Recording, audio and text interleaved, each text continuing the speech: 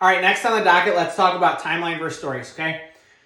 I realize that it's really important to zoom out and talk to you about this idea because you may not be as comfortable with social media as I am, or everybody who watches this. So I want to zoom out and just talk about the difference between these two things for a second, okay? So on Instagram and Facebook and TikTok, you have like a timeline or a wall, okay? These are posts which stay there permanently, like the little tiles. It's usually three wide, and those stay there until you delete them. All right, so they're not like time sensitive. They're not going away within 24 hours.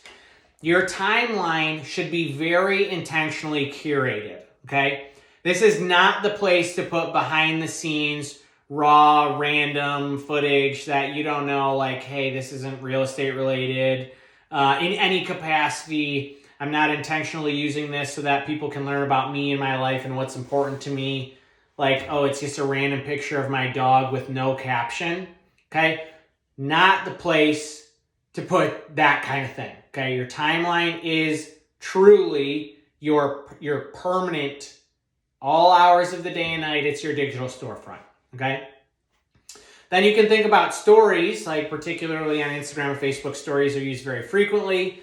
These last 24 hours. They're shorter snippets broken up into 15-second segments.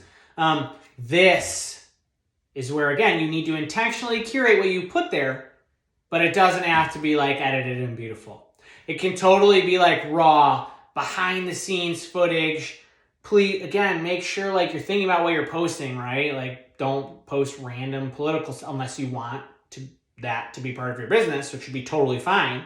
But stories can be less edited, okay? So like you can have a photo of yourself, which is not a pro photo.